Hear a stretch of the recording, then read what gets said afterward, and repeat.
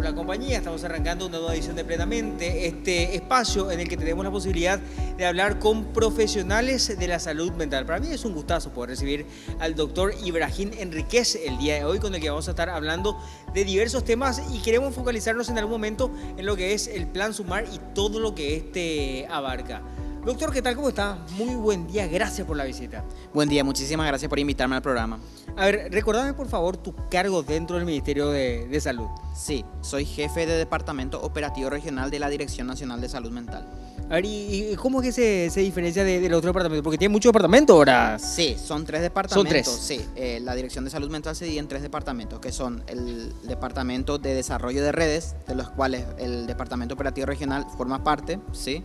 La Dirección de Políticas y Normas, que se ocupa justamente de la elaboración de manuales, de normas, de leyes, ¿sí? Y la Dirección de Recursos Físicos, ¿sí? La dirección en la que yo estoy, de Desarrollo de Redes, se ocupa de la reforma del Sistema de Salud Mental de Paraguay. Mi amigo el doctor Diego Lescano, ¿dónde está?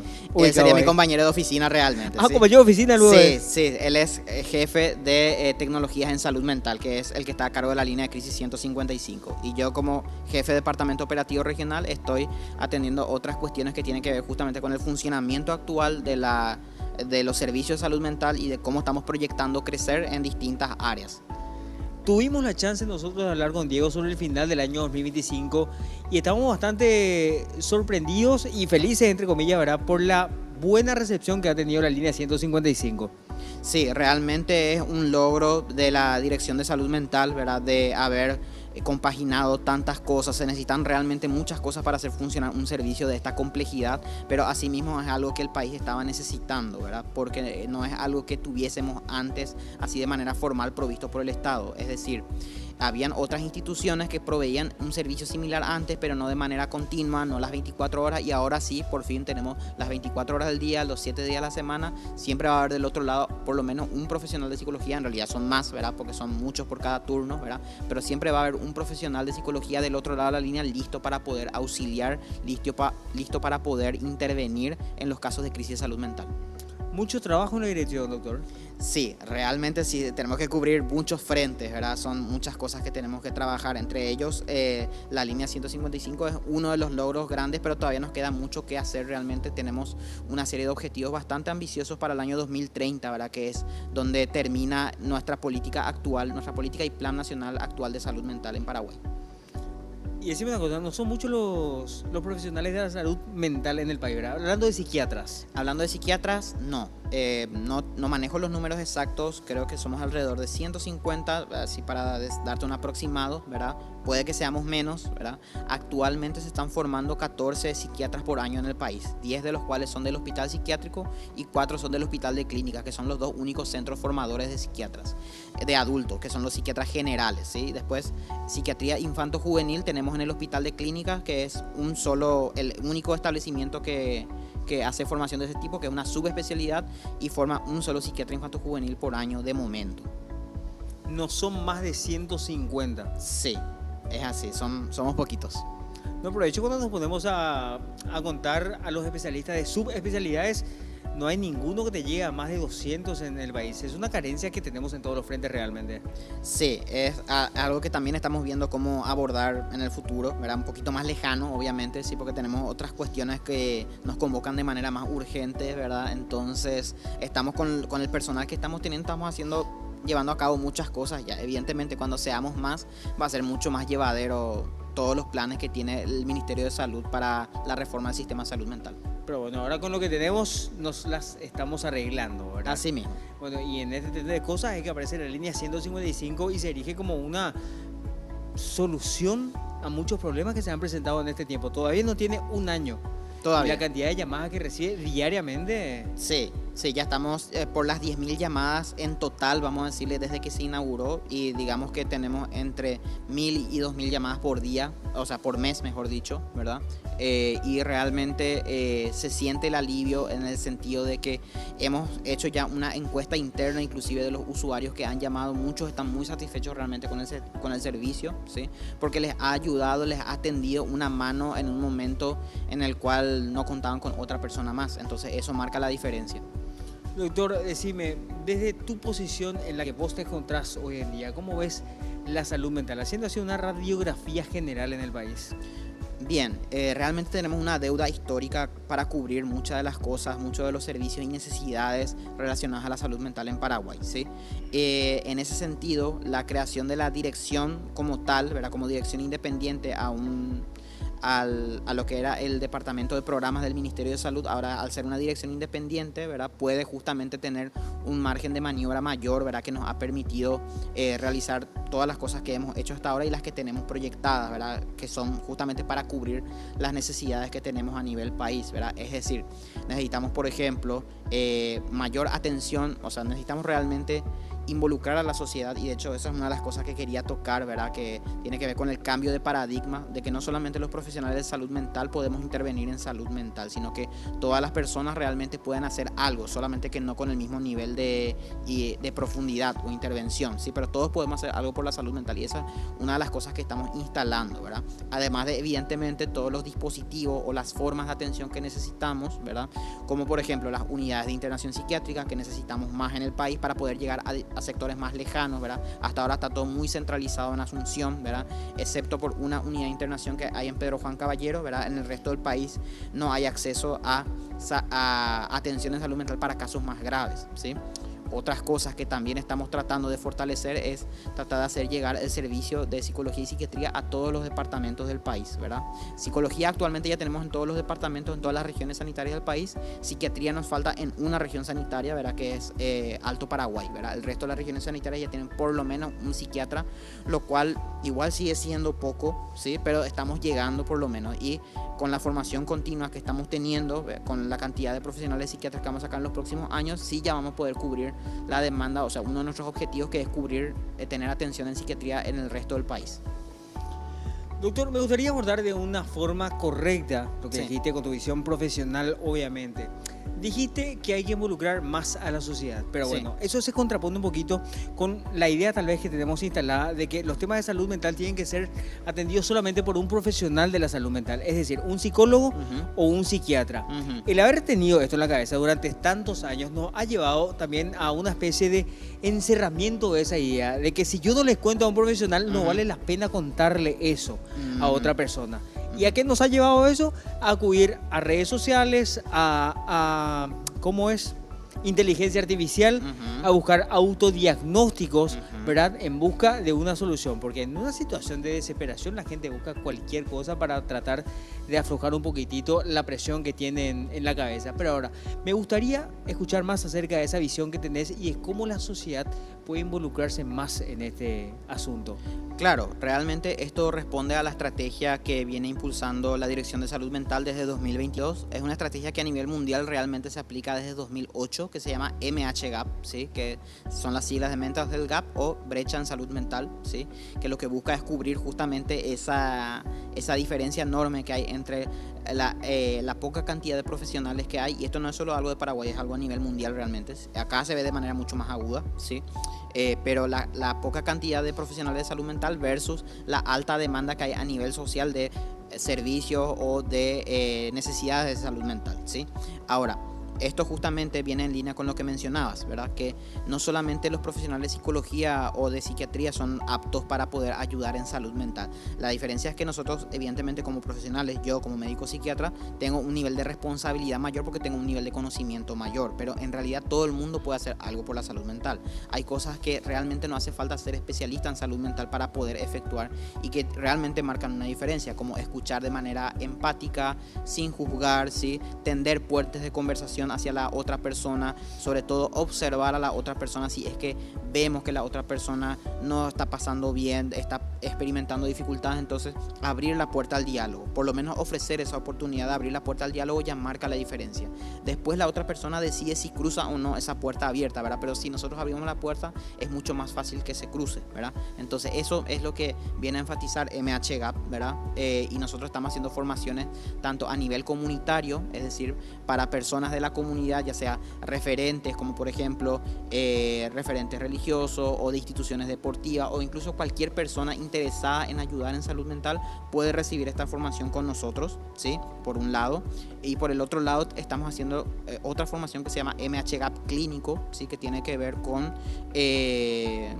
formar a profesionales no especialistas en salud mental, profesionales de salud, como por ejemplo el médico clínico general, el médico de familia, ginecólogo, etcétera, para que ellos puedan hacer una atención mínima y básica en salud mental también, ¿sí? Al ser médicos ellos, ¿verdad?, están capacitados para poder iniciar medicamentos en caso de que los vean necesarios. Y de hecho que nosotros les estamos formando a ellos también, ¿verdad?, para poder cubrir parte de esa atención, es decir, que los casos, digamos, de menor complejidad puedan ser atendidos rápidamente en lo más cercano posible a la comunidad de origen de la persona, ¿sí?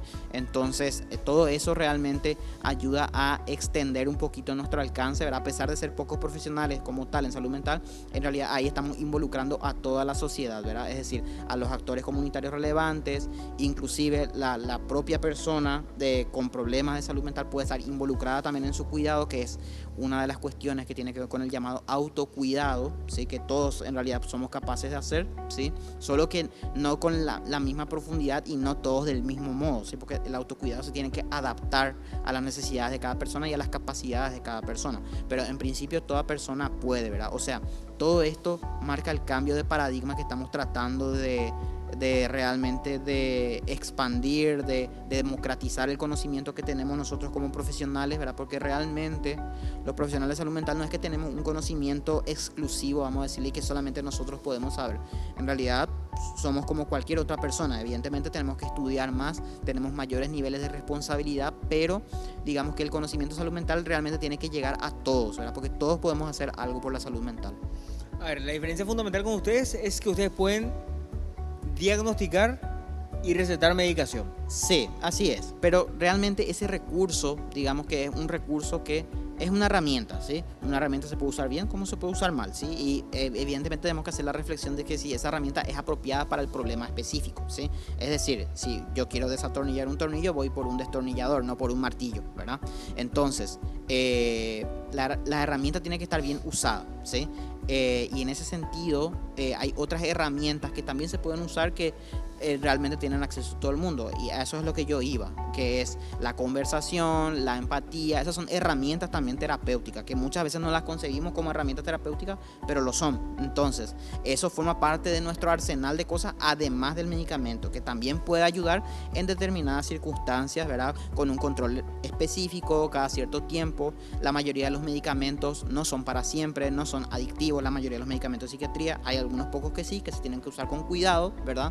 Pero la mayoría de los medicamentos de los tratamientos médicos psiquiátricos son limitados en el tiempo, es decir, no son para siempre, son para unos meses en específico, para un tiempo en específico, y después se disminuye y se va finalmente eliminando, ¿verdad? Entonces eso, ¿verdad? Son cuestiones que hay que tener en cuenta, que el medicamento ayuda a controlar ciertos síntomas, pero tampoco es una herramienta mágica y no es la solución a todos los problemas, ¿sí? Los medicamentos ayudan a controlar cuestiones fisiológicas específicas, ¿verdad? Que tienen que ver justamente con lo que estábamos hablando hace un rato, antes de empezar el programa, sobre el ataque de pánico, ¿verdad? Que es como el sistema de alarma del organismo. Bueno, eso se puede regular. Un ataque de pánico es como el sistema de alarma del organismo que se activa por error, ¿verdad?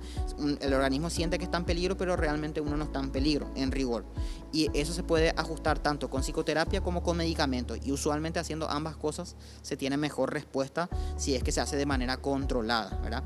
Pero digamos que el medicamento puede ayudar a controlar ciertos síntomas de ataque de pánico, pero no ayuda a controlar ciertos hábitos a nivel físico o a nivel mental que uno tiene, ¿verdad? Para eso es que nos servimos justamente de la otra herramienta importante, que es psicología, ¿verdad? Que nos enseña, ¿verdad?, a cómo poder enfrentar cosas, a cómo poder conceptualizar las cosas apropiadamente para poder buscarle una solución, digamos, a eso, ¿verdad? Y de hecho que la psicología tiene digamos, efectos a más largo plazo que el medicamento, ¿sí? Porque son aprendizajes que una vez que uno los aprende los lleva para toda la vida, ¿sí? O sea que realmente son herramientas distintas para problemas distintos que se pueden complementar a veces. La mayoría de los casos, de hecho, pueden venir juntas, ¿sí? Pero no es obligatorio que estén juntas, y ese es el criterio último para poder decidir si ambas herramientas se pueden usar juntas o no. Evidentemente tiene que ver con el criterio médico, ¿verdad? Pero eso ya cuando llegamos a un determinado nivel de complejidad, ¿verdad? De hecho que muchos de los problemas de salud mental se pueden resolver mucho antes de llegar al sistema de salud, y todo eso también engloba lo que es la estrategia MHGAP. Lo que estás diciendo sirve mucho para desmitificar muchas cuestiones que tenemos a día de hoy, ¿verdad? Así mismo, sí, Una realmente, realidad eso. sí, hay muchas cosas que desmitificar, y de hecho que eso forma parte también de la democratización del conocimiento que estábamos comentando, ¿verdad? En el sentido de que, por ejemplo, los problemas de salud mental no son un problema moral de la persona, no es porque la persona se lo merezca o porque haya hecho algo malo en particular, ¿verdad? No es una debilidad, no es una falta moral, no es una falta de carácter, es algo que le puede pasar a cualquiera, ¿sí? Entonces, cuando nosotros concebimos que le puede pasar a cualquiera, así como, por ejemplo, un resfriado o cualquier otro tipo de dolencia, entonces empezamos a empatizar un poco más con las personas. Después, también tenemos en cuenta que las personas no dejan de ser personas por el hecho de tener problemas de salud mental, no se vuelven, digamos, como un ente aparte, no son otra cosa distinta que personas, son personas con problemas de salud mental que requieren ciertas adaptaciones de manera temporal en la mayoría de los casos, en algunos casos de manera permanente, ¿verdad? Pero eso nos ayuda a entender un poquito mejor qué es lo que podemos hacer por las otras personas si es que lo conceptualizamos así. Entonces, esas son las cosas, por ejemplo, que vale la pena desmitificar y contar cómo nosotros lo vemos como profesionales, ¿verdad? Para que toda la sociedad entienda de que hay maneras, digamos, más efectivas para poder intervenir, y hay maneras que quizás no son tan recomendables. Lo ideal es, entre comillas, no llegar a la necesidad de contar con una asistencia especializada, ¿verdad? Así mismo. Eso mucho antes se puede evitar. Se puede evitar mucho antes, sí, y hay distintas maneras realmente, sí, que tienen que ver justamente con el cuidado, con el autocuidado, para empezar, como estaba mencionando recién, sí, que tiene que ver justamente con empezar a construir las habilidades para poder enfrentar la vida, que eso muchas veces no lo tenemos de fábrica, ya sea por las circunstancias en las que crecimos, por las cosas que nos tocó vivir por un lado, sí, pero que eso, el ser humano es algo moldeable, ¿verdad? O sea, tenemos la capacidad de aprender hasta el día de nuestra muerte prácticamente, ¿verdad? O sea que podemos reaprender otras maneras de afrontar la vida, podemos reaprender otras maneras de enfrentar ciertos hechos específicos, ¿verdad? Entonces, todo eso es algo que involucra habilidades psicológicas, pero que son habilidades psicológicas que uno puede aprender, ¿verdad? A través de herramientas sencillas, y ahí viene justamente MHGAP como una de las herramientas que ayuda a poder brindar ese conocimiento, ¿verdad? A la persona, y poder decir, mira, esto es lo que puedes hacer, de este momento puedes darte cuenta de que las cosas no están yendo bien, ¿verdad? Y esto es lo que puedes hacer al respecto, ¿verdad? Y todo eso mucho antes de llegar al hospital. Y después tenemos la otra cuestión del cuidado comunitario, ¿verdad? Es decir, de tender las redes de cuidado, de escucha, ¿verdad? Cosas que no tenemos que olvidar en el día a día, ¿verdad? Que son parte de nuestra humanidad finalmente, ¿verdad? Y que nos ayudan a hacer que la vida en sociedad sea mejor, ¿verdad? Que no hace falta que nos llevemos bien entre todos, pero un mínimo de humanidad y de cordialidad no le hace daño a nadie realmente, ¿sí? Y ayuda, ¿sí? Por más de que no parezca, a veces esa palabra de aliento, o a veces ese oído de escucha, que no hace falta realmente tener la palabra exacta, sobre todo porque en muchas ocasiones nos toca estar frente a personas que realmente están sufriendo y no tenemos la palabra exacta para poder aliviar eso, pero muchas veces tampoco hace falta. El oído de escucha en sí mismo ya es luego terapéutico. Entonces, con hacer eso ya estamos avanzando un paso importante para ayudar a esa persona, ¿sí? Con la escucha activa, por ejemplo.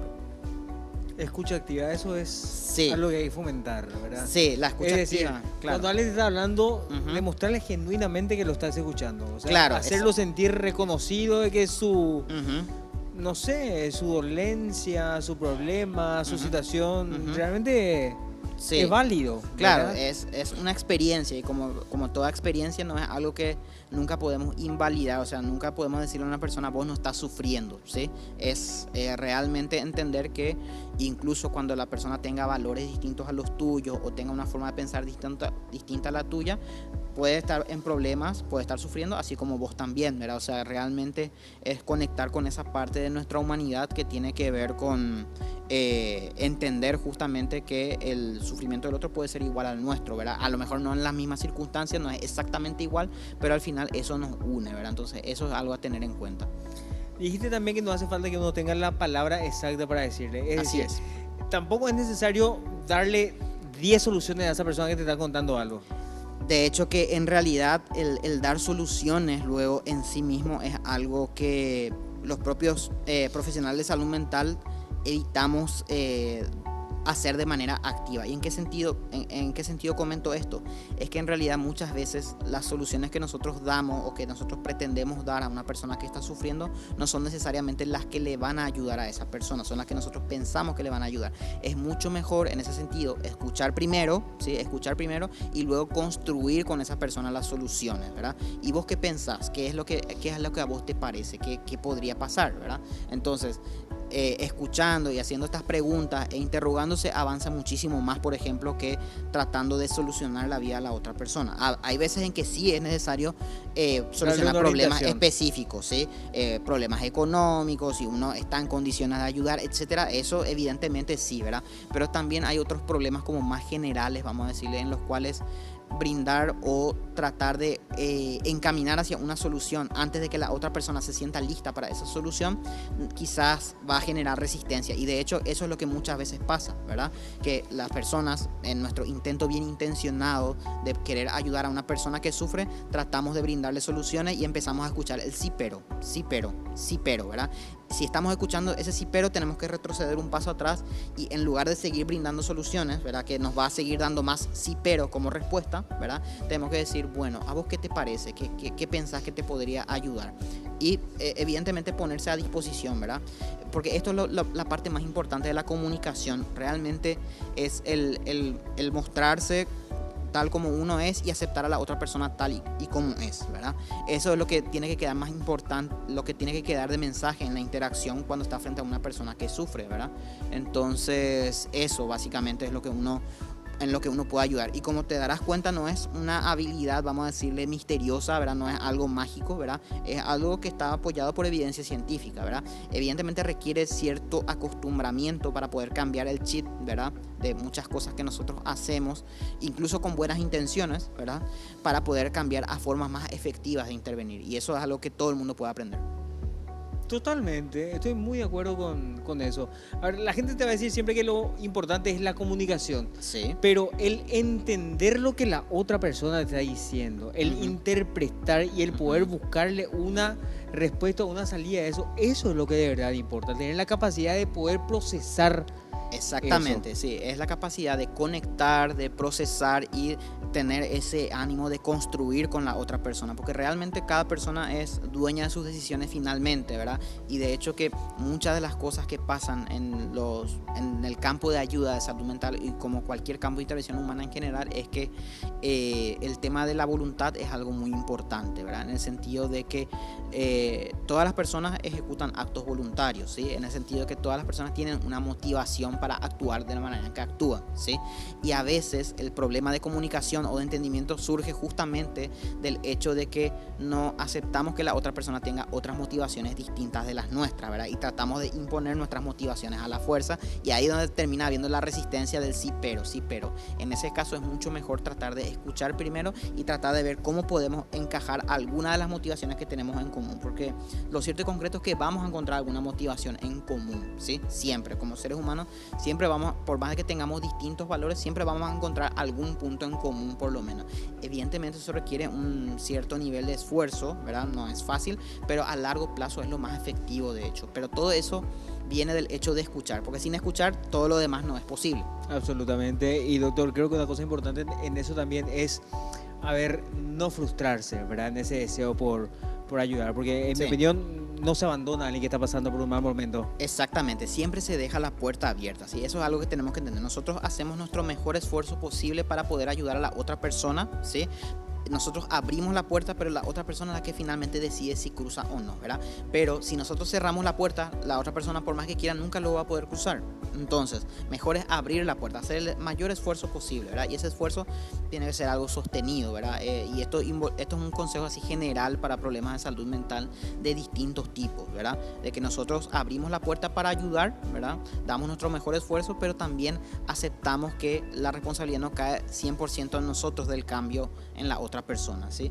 Pero nosotros facilitamos eso, ¿sí? Porque si no abrimos esas puertas, por más que la otra persona quiera, ahí sí que no va a poder. Entonces, esa es la parte de responsabilidad que le toca a cada uno cuando uno interviene, vamos a decirlo, cuando uno trata de actuar, cuando uno trata de ayudar, ¿sí? O sea, es ayudar, pero ayudar de una manera efectiva, ayudar de una manera que sea útil para la otra persona y que también yo sea realista con respecto a mis propias expectativas de lo que mi ayuda puede lograr. Tampoco puedo pretender ser todopoderoso, ¿sí? Entonces, eso. Y no tampoco decir, yo ya lo ayudé, ya es decisión de él. Exactamente. También eso es algo que es una decisión, ¿verdad? Que realmente vale la pena analizar si es lo más efectivo para hacer o no. Hay ciertos casos en los que sí, ¿verdad? Pero digamos que en la gran mayoría de los casos, mantener la puerta abierta es usualmente la mejor estrategia.